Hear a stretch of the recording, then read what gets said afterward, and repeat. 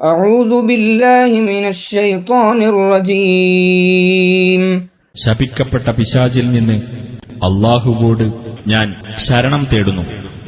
ومن أظلم ممن افترى على الله كذبا أولئك يعرضون على ربهم ويقول الأشهاد هؤلاء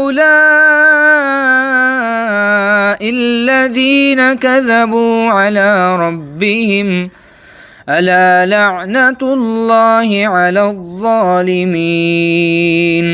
അല്ലാഹുവിന്റെ പേരിൽ കള്ളം കെട്ടിച്ചമച്ചവനേക്കാൾ അക്രമിയായി ആരുണ്ട്? അവർ അവരുടെ രക്ഷിതാവിന്റെ മുമ്പിൽ ഹാജരാക്കപ്പെടുന്നതാണ്.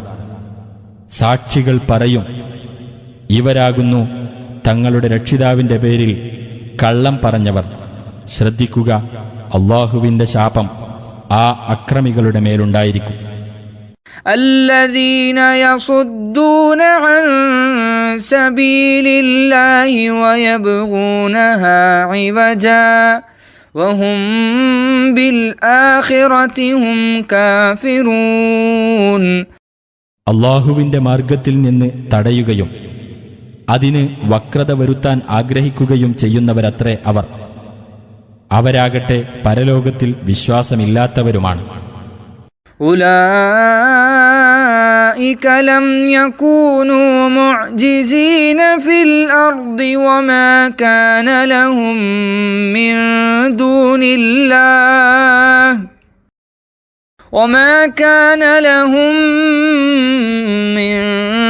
دون الله من أولياء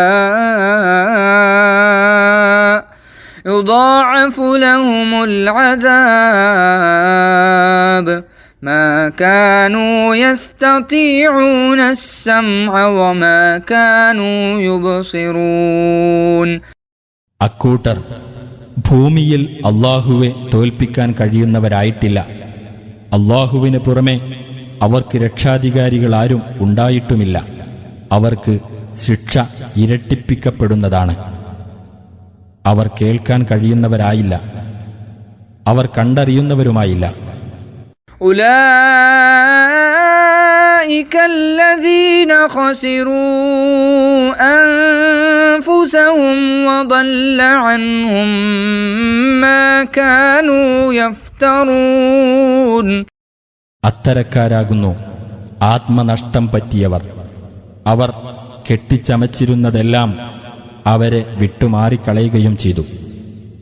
لا جرم أنهم في الآخرة هم الأخسرون. നിസ്സംശയം അവർ തന്നെയാണ് പരലോകത്തിൽ ഏറ്റവും നഷ്ടം പറ്റിയവർ.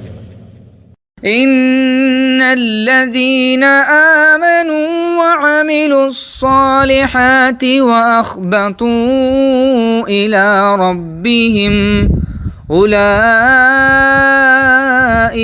أصحاب الجنة هم فيها خالدون. തീർച്ചയായും വിശ്വസിക്കുകയും സൽക്കർമ്മങ്ങൾ പ്രവർത്തിക്കുകയും തങ്ങളുടെ രക്ഷിതാവിങ്കലേക്ക് വിനയപൂർവം മടങ്ങുകയും ചെയ്തവരാരോ അവരാകുന്നു സ്വർഗാവകാശികൾ. അവരതിൽ നിത്യവാസികളായിരിക്കും. مثل الفريقين كالأعمى والأصم والبصير والسميع هل يستويان مثلا أفلا تذكرون. ഈ രണ്ട് വിഭാഗങ്ങളുടെയും ഉപമ അന്ധനും ബധിരനുമായിട്ടുള്ള ഒരാളെപ്പോലെയും കാഴ്ചയും കേൾവിയുമുള്ള മറ്റൊരാളെപ്പോലെയുമാകുന്നു. ഇവർ ഇരുവരും ഉപമയിൽ തുല്യരാകുമോ? അപ്പോൾ നിങ്ങൾ ചിന്തിച്ചു നോക്കുന്നില്ലേ?